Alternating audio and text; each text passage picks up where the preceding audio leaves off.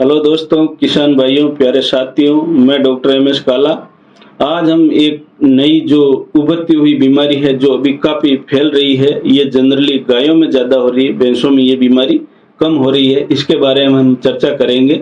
इसका जो मेन बीमारी के जो लक्षण है वो आपको मैं मोटा मोटी बता देता हूँ।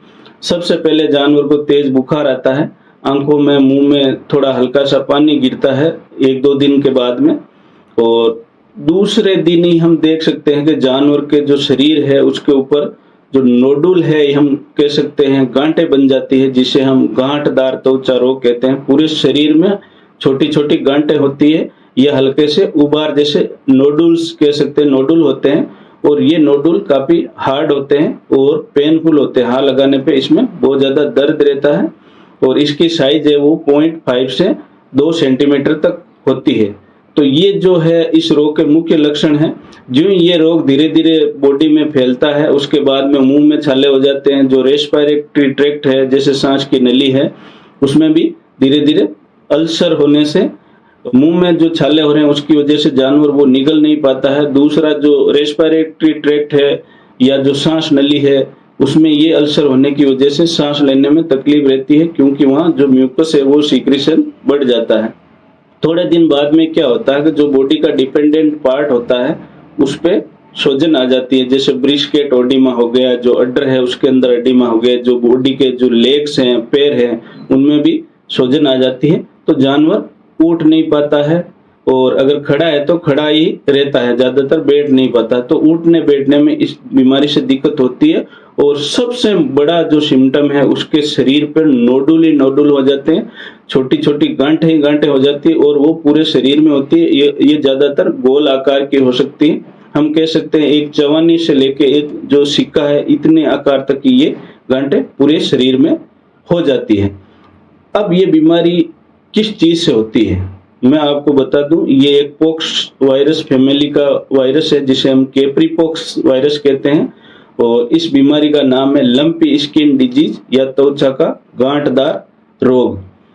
अब ये बीमारी आई कहां से? सबसे पहले ये अफ्रीका में आई थी 2012 में। इसको काफी जो एपिडेमिक तौर पे हम कह सकते हैं रिपोर्ट किया गया। और आसपास के जितने भी कंट्री है, चाइना, बांग्लादेश, इसमें भी ये बीमारी फैल चुकी थी। और इंडिया में हम कह सकते हैं कि जो 2019 है वहां से शुरुआत इसकी वेस्ट बंगाल से हुई थी, और अभी लगभग ये 15 स्टेट में फैल चुकी है। हमारे जो राजस्थान है, इसमें ये बीमारी अभी जो 17 अप्रैल 2022 में जोधपुर डिस्ट्रिक्ट से एंट्री हुई, फिर धीरे धीरे जैसलमेर होते हुए और ये अभी नागौर में एंट्री कर गई है। और जो मेरे पास का एरिया है डीडवाना, उसमें आसपास में काफी ये बीमारी फैल चुकी है। और ये बीमारी क्या होती है? स्पोरेडिक है, बीमारी धीरे धीरे अपना पांव पसार रही है। और जो डीडवाना का आसपास एरिया है, ये काफी गायों में बीमारी हो गई है। भैंसों में अभी ये बहुत कम देखने को मिलती है, लेकिन गायों में ज्यादा तेजी से ये बीमारी फैल रही है। मेरे एरिया में ये बीमारी काफी फैल चुकी है।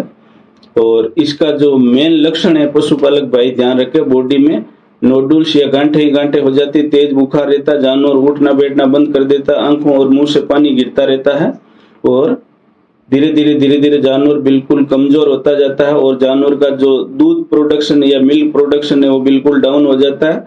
और जो नर पशु है उनमें जो जननन की क्षमता है, जिसे हम कह सकते हैं कि इनफर्टिलिटी पैदा हो जाती है।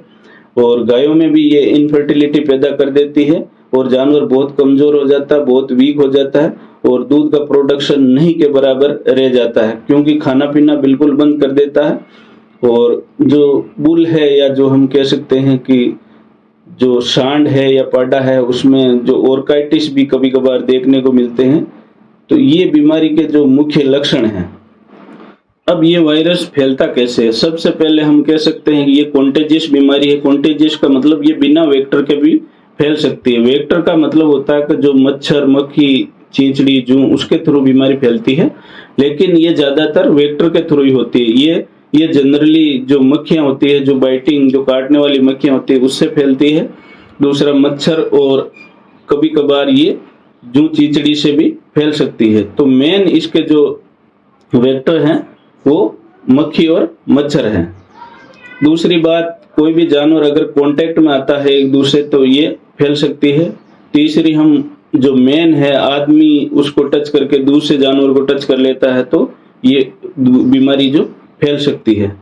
और दूसरी जो इनहेलेशन है या कोई भी वायरस अगर हवा में उड़ रहा है और जानवर उसको इनहेल कर गया या निगल गया तो उसकी वजह से भी ये बीमारी हो सकती है। तो ये इसके जो मेन फैलने के कारण है।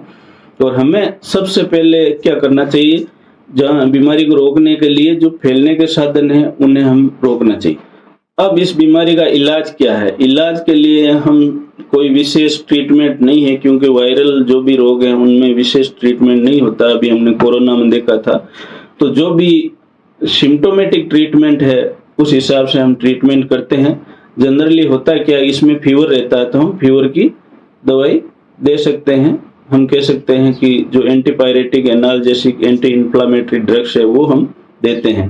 दूसरा, इसमें क्या होता है कि जानवर को बहुत ज्यादा कई बार जो ही पुष्टुल ठीक होने लगते हैं या शुरुआती दौर होता है उस टाइम में दर्द रहता है तो वहां पे इचिंग होती है, खुजली टाइप की होती है, जानवर खाज करने की खुजली करने की कोशिश करता है। उसके लिए हम एंटी हिस्टामिनिक ड्रग देते हैं। जनरली हम जो क्लोरफेनिरामाइन मेलेट है वो देते हैं। तीसरी ड्रग है मल्टीविटामिन इंजेक्शन लगाते हैं जिससे जानवर को रिकवरी जल्दी हो। और चौथी में हम जो इम्यूनोमोडुलेटर ड्रग है जो इम्यूनिटी को बढ़ावा देती है, ऐसी ड्रग्स हम देते हैं, जैसे कि जनरली हम लीवामिजोल दे सकते हैं। इसमें क्या होता है कि सेकेंडरी बैक्टीरियल लोड ज्यादा होता है तो उस टाइम में दूसरे इन्फेक्शन के चांस ज्यादा होते हैं। इसके लिए हम जो सेकेंडरी बैक्टीरियल इन्फेक्शन है उसको रोकने के लिए हम एंटीबायोटिक काम में लेते हैं। जनरली हम कोई भी ब्रॉड स्पेक्ट्रम एंटीबायोटिक काम में ले सकते हैं।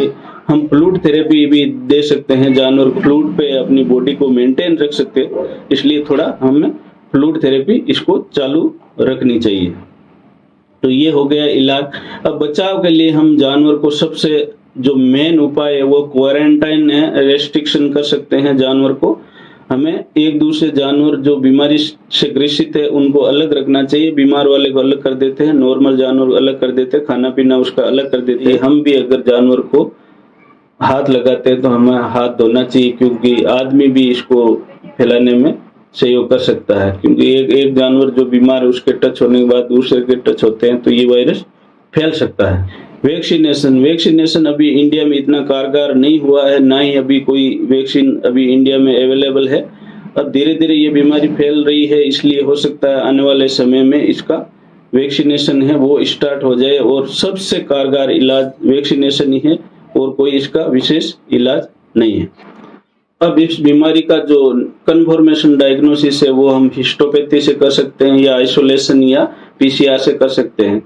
इसका कन्फर्मेटरी डायग्नोसिस जो इंडिया में है national horse research centre Hisar में कर लिया गया है। जैसा कि इसके नाम से ही विदित है कि ये भाई हम कह रहे थे कैप्री पॉक्स है, तो पॉक्स वायरस की तरह इनमें भी सिम्टम रहते हैं। पॉक्स में हम सुनते थे कि कई जानवरों को माता आ गई थी, माता का मतलब पॉक्स हो गया उसको। और पॉक्स होने के बाद में उसमें क्या होता है कि धीरे धीरे जो ही वो पॉक्स के जो पुस्ट्यूल्स है और यहाँ ये जो कह रहे हैं हम नोडुल्स है, उस जगह पे हल्का सा धब्बा या हम कहते हैं स्कार बन जाता है, या वो काला सा धब्बा रह जाता था पॉक्स में, या हल्का सा अंदर की तरफ दबी हुई संरचना या हम कह सकते हैं गड्ढे रह जाते थे। तो यही सिम्टम इनमें है। अगर जानवर की जो पुष्ट नोडुल्स है वो ऊपर से उतर गई है स्किन में, वहां हल्का सा अल्सर पैदा हो जाएगा और एक गड्ढे जैसी संरचना बन जाएगी। धीरे धीरे क्या होता है कि इस संरचना पे मक्खी बैठनी चालू होती है। मक्खी बैठते ही वो अंडे देती है जिसे हम माइसिस कहते हैं। ये माइसिस धीरे धीरे क्या होता है कि कीड़े पड़ जाते हैं उस जानवर में और जानवर की हालत खराब होने लगती है। तो हमें इस चीज का विशेष ध्यान रखना चाहिए। जो भी अल्सर या गांठ बनी है वो स्लग होती है या वो उतरती है ऊपर से उसकी स्किन, तो हमें उस जगह पे एंटीसेप्टिक प्रिकॉशन रखनी चाहिए, दवाई लगाते रहनी चाहिए। मार्केट में कई तरह के स्प्रे या जो एंटीसेप्टिक सॉल्यूशन है वो अवेलेबल है, वो हमें धीरे धीरे लगाते रहना चाहिए, ताकि जो सेकेंडरी बैक्टीरियल इन्फेक्शन है या जो दूसरे तरह के इन्फेक्शन है वो स्किन पे हम रोक सकते हैं। तो ये तो हो गया नॉर्मल जो हम बात कर रहे हैं कि जो हम प्रिकॉशन क्या ले सकते हैं। इसमें हमें डिफरेंशियल डायग्नोसिस आना जरूरी है, क्योंकि कई बार जो एलर्जी की बीमारी घोषित हो जाती है कई बार पशुपालक कह देता है कोई जानवर या कीड़ा काट गया उसकी वजह से शरीर में ये गांठें हो गई, या कोई दूसरी जो स्किन डिजीज है जिसे हम डर्मेटाइटिस कहते हैं, उससे हम डिफरेंशियल डायग्नोसिस कर सकते हैं। इससे मिलती जुलती एक बीमारी होती है जिसे हम स्यूडोलम्पी स्किन डिजीज कहते हैं, ये हर्पीज वायरस से होती है। और ये क्या होता है कि जानवर में जो अड्डर या टीथ है उस पे हल्के से पुस्टूल या छोटे नोड्यूल हो जाते हैं, और इसको हम बोवाइन हर्पीज मेमिलाइटिस कहते हैं। और कभी कभार पशुपालक कह देता है कि ये तो आपके इंजेक्शन से रिएक्शन हो गया। मेरे साथ एक दिन घटना हो गई थी। मैं शाम को गया था 8 बजे करीब, जानवर को तेज बुखार था, उस हिसाब से मैंने पायरेक्सिया का ट्रीटमेंट कर दिया। और दूसरे दिन सुबह हम देखते हैं कि वो जो बॉडी है उसके ऊपर, शरीर के ऊपर नोडुल ही नोडुल हो जाती है, गांठे गांठे हो जाती है। तो पशुपालक कहता है कि डॉक्टर साहब आपने जो इंजेक्शन लगाया वो रिएक्शन कर गया। फिर मैंने उसको समझाया कि भाई अभी ये बीमारी चल रही है और इसकी वजह से पूरे शरीर में ये हल्की हल्की गांठें हो जाती है, इसकी वजह से ये पुस्टुल हो गया। क्योंकि जो शाम को हमने पेशेंट देखा उसके ऊपर किसी तरह का जो स्किन लीजन है या गांठें नहीं थी। ये क्या होता है कि जो ही तेज बुखार आता है दूसरे दिन धीरे धीरे ये गांठें डेवलप होती है और 3-4 दिन में ये काफी फैल जाती है। तो जो वायरस है ये थोड़ा टाइम लेता है स्किन तक पहुंचने में, तो ये कंफ्यूजन पैदा कर सकता है। और ये जो वायरस है ये बॉडी में एंटर करने के बाद में जो सिम्टम दिखाता है उसे हम इंक्यूबेशन पीरियड कहते हैं। और ये जो बॉडी में एंट्री से लेके जो बीमारी के लक्षण दिखाने तक का समय है इसको हम इंक्यूबेशन पीरियड कहते हैं। और इस वायरस का 4 से 14 दिन का इंक्यूबेशन पीरियड रहता है। जनरली जो वायरस है इसके बॉडी में जाने के बाद में सप्ताह भर के बाद में इसका इन्फेक्शन हमें दिखाई देता है। और इसको ठीक होने में लगभग काफी महीने लगते हैं, 6 महीने तक लग सकते हैं, महीना भी लग सकता है, 15 दिन भी लग सकता है। वो डिपेंड करता है कि कितनी सीवियरिटी से इसका इन्फेक्शन हुआ है। अब ये बीमारी आने के बाद में कितना अफेक्ट करती है, जनरली जिसे हम मोर्बिडिटी कहते हैं, 5 से 50% तक जानवरों को अफेक्ट कर सकती है। मतलब जितने जानवर इससे अफेक्ट होते हैं इसे मोर्बिडिटी कहते हैं।